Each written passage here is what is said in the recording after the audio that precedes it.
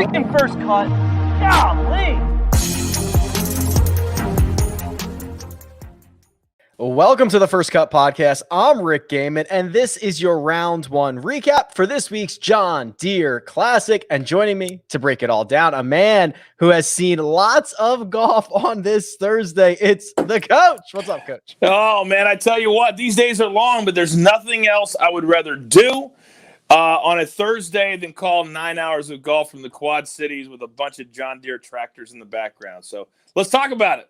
Let's talk about it. Sebastian Munoz at the top of the leaderboard for now. There are a couple of golfers still out on the course, but Munoz in with a 63, highlighted by a 30 on his back nine, which included finishing with 5 consecutive birdies, Coach. And this is not unreasonable for Sebastian Munoz to do for one round, but we have not seen him put together 4 in quite some time.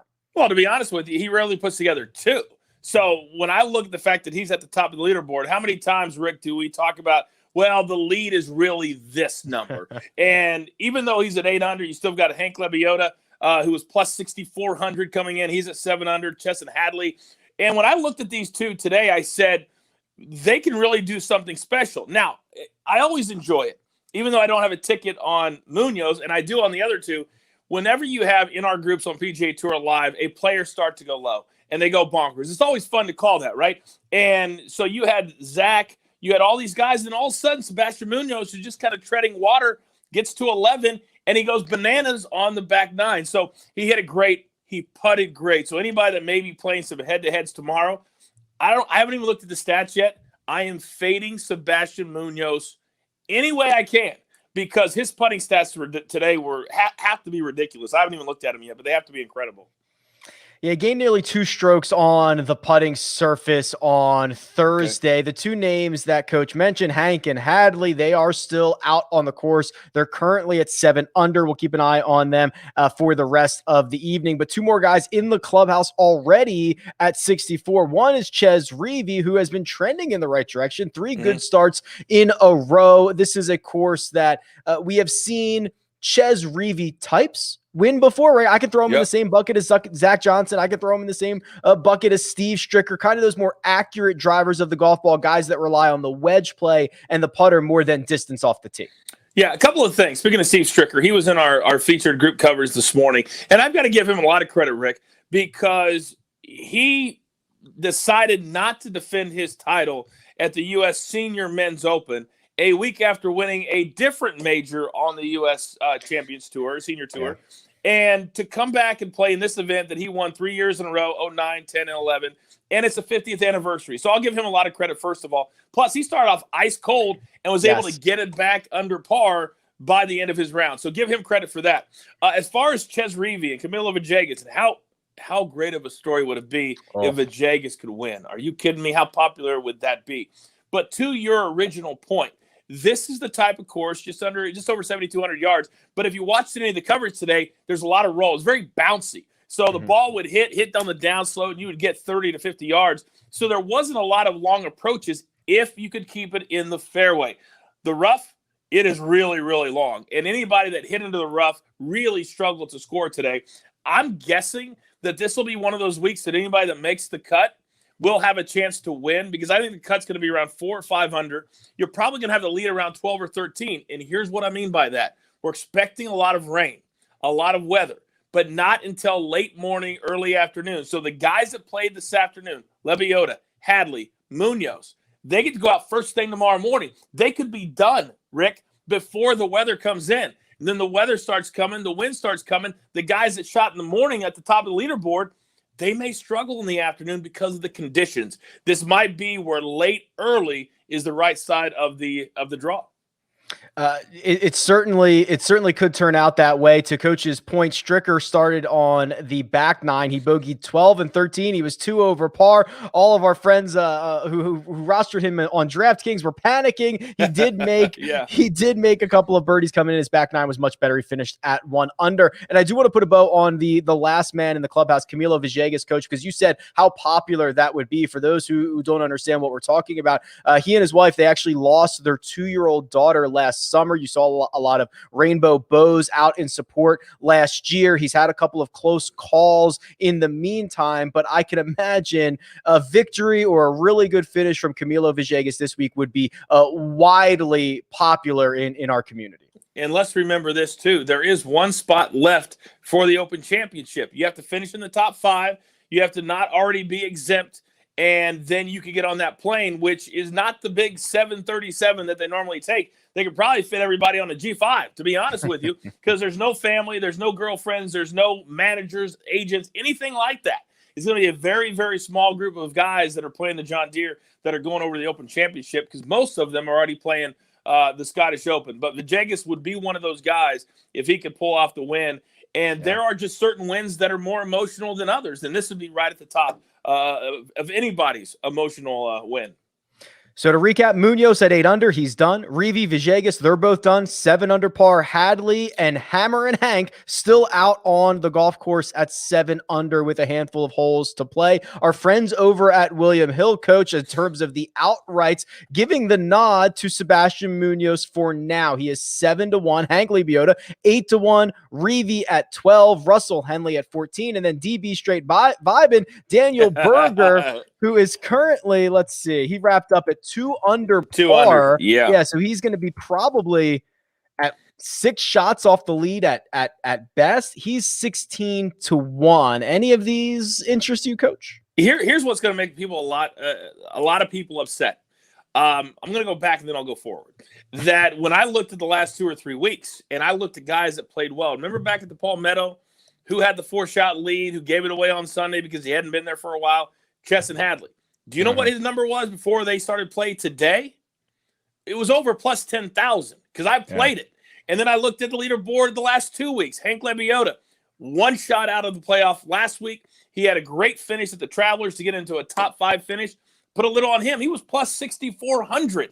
But now look at the numbers, Rick. They're all the way down to 7-1, 8-1, 10-1. There's no value there anymore. But if you're asking me who I think is going to win, I think it's going to be Lebiota or Hadley, and not just because I played them, just because you look at the top of the leaderboard, they're the 2 names that the last 6 weeks have actually been playing well and had a chance to win.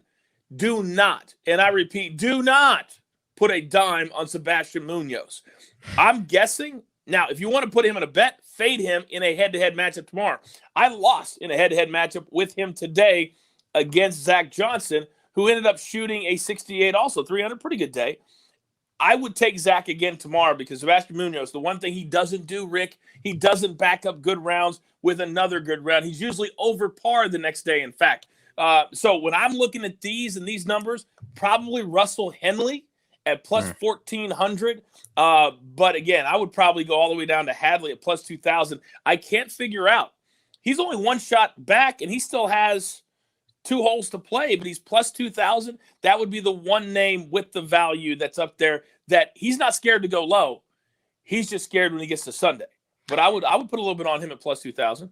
He's got 23 feet for birdie on number 8. That's his 17th hole of the day. He could, in theory, get to 8 under, maybe even surpass Sebastian Munoz if he can roll that one. It'll certainly help. The one that I would consider here is the aforementioned Camilo Villegas. He's 25-1. He's 1 shot off our lead at the moment. He led the field in strokes gained approach on Thursday, and he was an absolute neutral 0 putter, which for Villegas is really all you have to do. 25-1 seems a little bit long for me, but I agree with essentially everything coach said about some of those lines that we're looking at. Coach also mentioned that there are guys already across the pond getting ready for the Open Championship. I want to talk about round 1 at the Scottish Open, some of the bigger names in the world of golf. But first, we're going to take a quick break and hear a word from our partners. And we're back. All right, Coach, it is the Scottish Open. This is an event that the bigger names this week have opted to use as a warm-up, a tune-up for next week's Open Championship. And we have a couple familiar names at the top. Jack Sr. leads the way at 7 under, but nipping at his heels, Justin Thomas and Lee Westwood. Now, Lee Westwood's having a pretty good stretch of golf this year, the last couple of months. JT had the win at the Players Championship, but it's been a little weak since then. Maybe this is an opportunity to get into shape for our final major of the year.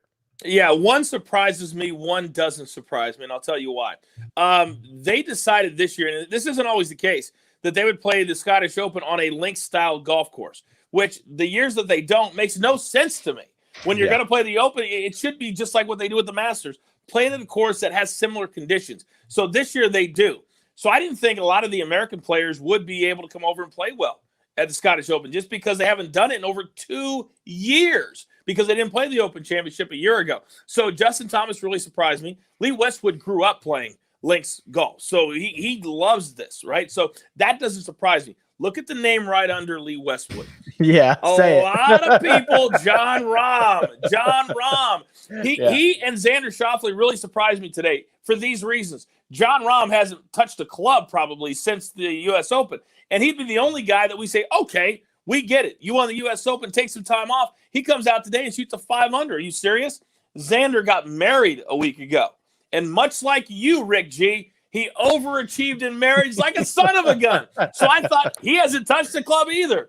That I was wrong about. So there's a lot of American names at the top. Ryan Palmer as well. I'll give him credit. Can they do it for 4 days? I don't think so. This is links golf. It's very, very difficult. The bounces always change from day to day. But this leaderboard, it's as good as you could possibly ask for if you're the Scottish Open, which is now on the network on NBC on the weekend, which changed just a couple of years ago. That's right. I'm glad you mentioned John Rahm. He was coming up on my list here. The world of golf should be scared or might be scared because if this was a watershed moment for him at Torrey Pines where he wins that and now he just goes on a rampage, like watch out, John Rahm in his first round back since winning the U.S. Open in contention again, leading into a major championship. I mean, I love it. I love it when we're in a situation in golf where you got 1, 2, maybe even 3 dominant golfers. I think it's better that way. I'm not a big fan of parity. We ripped off all the winners in 2021, Rick, on the Mega Preview on Tuesday, and I don't know if that's necessarily great. I like it when the top players are winning 4, maybe 5 times a year, like Tiger did years ago, 8 times a couple of years. So to me, I love that Rahm is being dominant. There's one name, though, that's very noticeably absent on the leaderboard. That's Rory Mcilroy. That's right. What, he shoot an even par today? One under, something? One under. Okay, one under. He is in a tie for 73rd. Yeah. I mean, you're going to have to get to 3 or 4 under to make the cut this week. It's going to be, the lead's probably going to be at, I'm going to guess, probably 12 or 13 after Friday. So McIlroy needs to figure it out because we were giving him credit 2 months ago, and now he's kind of gone backwards as far as how he's playing. And today's a perfect example of that. There you see him at 1 under par. So whenever you have 4 bogeys opposite 5 birdies, that means you're being very, very inconsistent. And that's not a recipe for success next week at the Open Championship. Yeah, the win at Wells Fargo may be starting to look more like the outlier than the poor weeks. So we'll keep an eye on Rory McIlroy. Coach, before we get you out of here, happy to report Chesson Hadley rolled in that 23-footer. He is now 8 under. He has tied Sebastian Munoz. He has 1 hole left to play. We'll see how that shakes out. And, of course, we will be back after each round this week. We know how it's going to shake out, Rick. I've got a ticket for plus 10,000. We know what's going to happen. But I will tell you this. It's the first time in my betting career that I have 2 tickets north of plus 6,000 that are both within 1 shot of the lead and in the lead after day 1. So for that, I'm excited, man. I'm excited. Let's go. You absolutely should be. Good luck. We'll keep an eye on those for the rest of the week. But for now, let me thank producer Jacob. He does all the hard work behind the scenes. That right there, it's the coach. You can find him on Twitter at The Coach Rules. You can see him on PGA Tour Live the rest of the way. And you can find me at Rick Run Good. This has been The First Cut, and we'll catch you next time.